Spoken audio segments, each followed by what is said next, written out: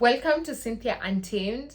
This is your youthful and educational platform where we have conversations with and about children and young people in Africa, and we aim to inspire the current generation of leaders across the continent.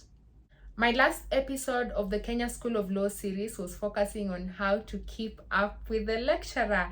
If you have not watched that video, please do check it out, because if you're watching this, you're probably a bit stressed on how to keep up with the lecturer, how to keep up with all the content. So in that video, I tell you how to do that.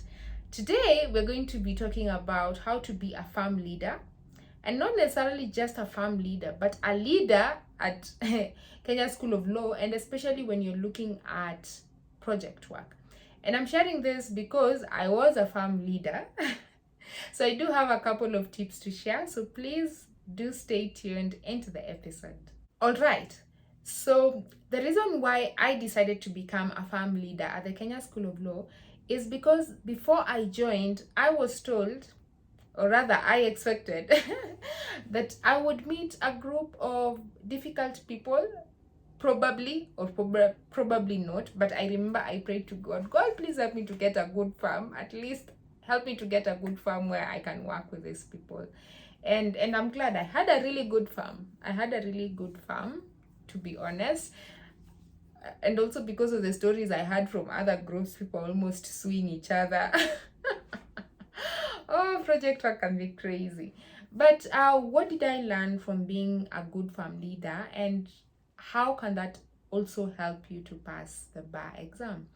So being a farm leader ensures that you take the responsibility of passing the bar exam into your own hands.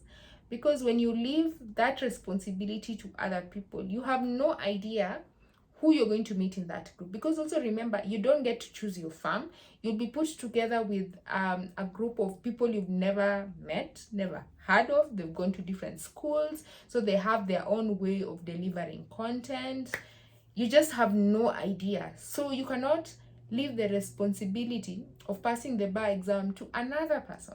And so that also gave me that I can say that is also a quality of a good farm leader, that you take responsibility into your own hands. But then now, once you've taken the responsibility, how then do you navigate that process of being a farm leader?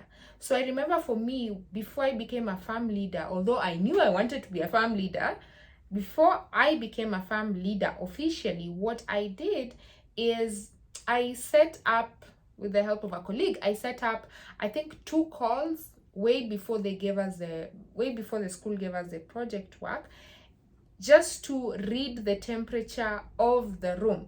And by the room, I mean the Zoom meeting room, because you've not met these people, so you have no idea what their temperaments are, you have no idea what their strengths are, what their weaknesses are. So after setting up this call just to talk, ask each other, where did you school, what do you do, where are you from, how is your schedule like, that enabled me to start picking up the language of the room, to pick up the strengths. And I think that is so important, because now by the time you're a farm leader, you know what to expect as you're heading into the project work. So I remember I used something to test the strengths, because also remember, at Kenya School of Law, when you're doing project work, please do not pretend to be the smartest person in the room, because you probably aren't. You may be, but maybe not. Who knows? It's so important to take into account the strengths of other people. And I think this is what really helped me, because I realized my strength was in mobilizing and coordinating, because I had been doing it for years already anyway. So that would be my strength. And so once we were given a class assignment, this was not project work, it was just a class assignment where we had to answer a question and then present it in class. I used that to read the temperature of everybody's approach towards the Kenya School of Law. So once I did that, I was able to understand that person A, B, C, D, E was really good in terms of research. I was also able to identify that somebody else was good in terms of presentation. I analyzed that somebody else had a background in a law firm, which I didn't have. And so that meant that in terms of practice and procedure, when not sure, I could easily tell this person, please do some research on that particular aspect. Or if you do not know what the direct answer is, could you ask the advocates in your firm?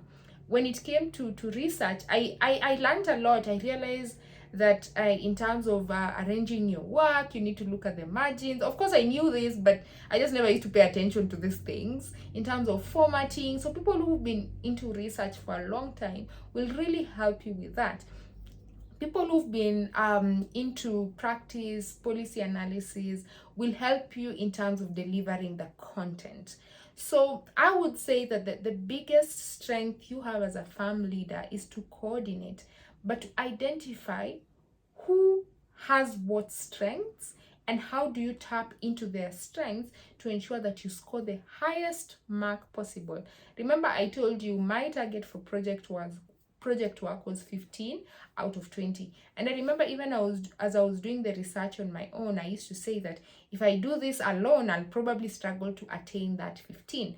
But if I utilize everybody's strengths, then you're able to attain that 15 and above. And I can say that it worked. It worked at least for 90% of the project works that we were given.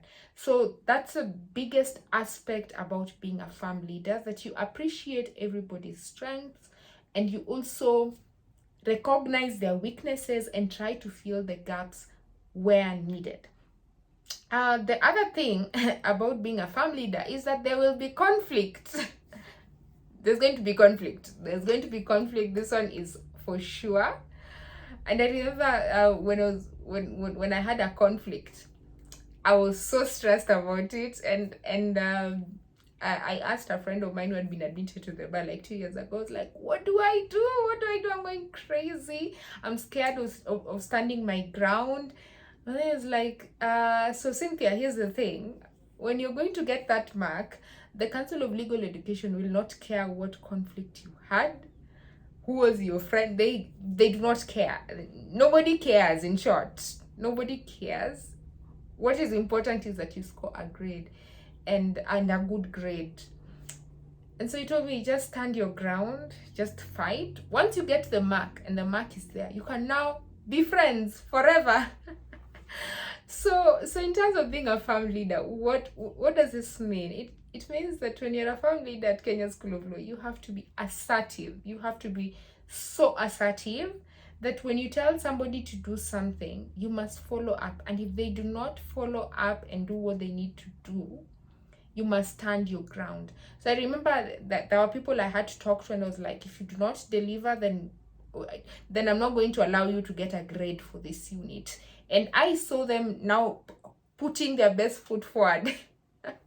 So the good news is that everybody in my farm got a mark, but it's because I had to push and I had to stand my ground. So you have to be so assertive. At Kenya School of Law, when you're doing the project work, here's the reality: you are not friends at that particular point. You're not friends. You're doing an assignment. You have to get a mark. Once you deliver that assignment, you can now be friends. You can go eat nyama choma. You can do anything you want. You can do anything you want. So as a farm leader, do not compromise your stand, because at the end of the day, the rest of the farm depends on that mark. The other quality of a farm leader that I picked up at Kenya School of Law is sometimes you just have to be the one to take the bullet. You just have to be the one.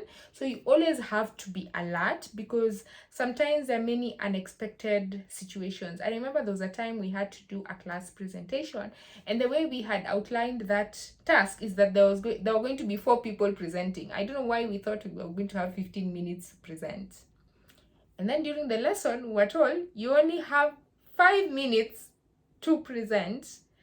And guys, I knew if you have 5 minutes only, it has to be the farm leader who was. At that moment, I knew. The moment they said farm number X, I knew it had to be me. Now, what did that mean? It meant that I was always preparing, sometimes maybe over preparing because sometimes life is not that serious, but there are times that I used to over prepare. So I remember for that particular task, in as much as we had assigned a particular bit of the presentation to each member, I think 4 of us were to present. I remember I sat on my own and I looked at the assignment from the last part of the assignment to the last part, and I mastered the entire assignment because I had a feeling that I would be surprised. And I had my notes there. And the good thing is that when they said farm number X, we only have just present for 5 minutes, I presented the entire assignment. I think I was even like, am I rapping or what? Am I saying what is making sense? But the good thing is that I had revised for the assignment, for the presentation, and I had written my short notes. So as a farm leader, yes, you're going to have to, yeah, that's going to happen. That's going to happen a lot, probably a lot. And I think and that's why I'm telling you, it's very important to know who is strong in what, because in those circumstances, these people will also help you to step in. Because imagine maybe you're a farm leader and maybe you're not so good with these presentations, and you there's somebody else who's really good with presentations, but because you've never utilized their strengths, you can't just call them and tell them, please do the presentation. Please do the presentation and just save the group. So it's really good to also have pick up a support system from your farm. The other thing I found interesting in terms of being a farm leader was also being open to listening to other people. Just because you're a farm leader does not mean that you know everything. No, it doesn't mean that. It just means that you're coordinating the group. So it's so important for you to listen to other people, hear what they are saying, listen to their ideas. And this is so crucial because there are times you will ignore someone and you might lose marks for that. And this is also just to even talk about the project work. I'm talking about being a farm leader, but it's also crucial in the project work. When you're taking down the minutes, just write, even if there were points of disagreement, just write everyone's views. Because what we also saw in the results is that sometimes you'd find somebody has a 14, somebody else has a 17 in the same assignment in the same group. Why? Because maybe the lecturer read the minutes and saw, oh, this person had a point of reference, and had they written this down in their main assignment, I would have given them a mark. And just because you included their voice in the assignment, you also gave them the opportunity to earn a mark. In as much as you ended up losing the mark, at least they got a mark. So it's so important that you take into account everybody's opinion, everybody's suggestion. Listen to people. And I'm not saying that I was the best at it, but I would say that from experience, it's so important to just listen to people. Then when you're talking about being a farm leader, towards the end of the project work, because I think you'll probably have 5 months to do the task, the energy starts going low. This is the reality. When you start, people are so excited, people want to do the assignment. But I'm telling you, as the time goes by, it gets exhausting to do the project work. And there are times, to be honest, that you will be in a group discussion and people will be tired. Even you will be tired. But can you imagine, because you're the farm leader, you have to keep the energy up. And for me, what I'd do, because we were all online, I hadn't even met my group. I just constantly had to call people. Keep saying, person X, do you have something to say? Person B. I'm telling you, your resilience will be tested. It is a quality of a farm leader that will help you as a person, but will also help you grow, because you can't go into a group discussion and you're talking to yourself. So I would just like to encourage you that even when you get to a point whereby the energy is going low, I want to tell you that it is understandable, it is normal, because the experience in itself is a bit draining and people also have other responsibilities. So don't take it personally. Don't say that now they don't want to talk to me, then you get upset, you refuse to do the work. It's not going to help you. Just take it one day at a time and try to be the person who brings the energy, even if you do not have the energy. But as a farm leader at this point, you will just have to energize everyone. When you're getting to the end, don't get tired. When the energy is running low, do not get tired. The other great aspect of being a farm leader is to be a solutions oriented person. Even when you face challenges, just have solutions. Have solutions. Ask yourself what you're going to do. I remember like for us, in terms of signing the assignment, it was quite a challenge because we're all in different places. But for me, and now here I'll talk about what I used to sign the assignment digitally. Probably at this point you're not doing KSL online, so maybe it's easier. But I remember I had to purchase a program called DocuSign that would enable each farm member to be able to sign digitally, and that helped because sometimes you'll be like, but now we're all in different places. How are we going to sign? What do we do? But remember, at the end of the day, people have to sign that assignment. So it means, if it means going out of your way as a farm leader to purchase that particular program, that particular software that will enable you to solve that challenge, just do it. Be a solutions oriented person.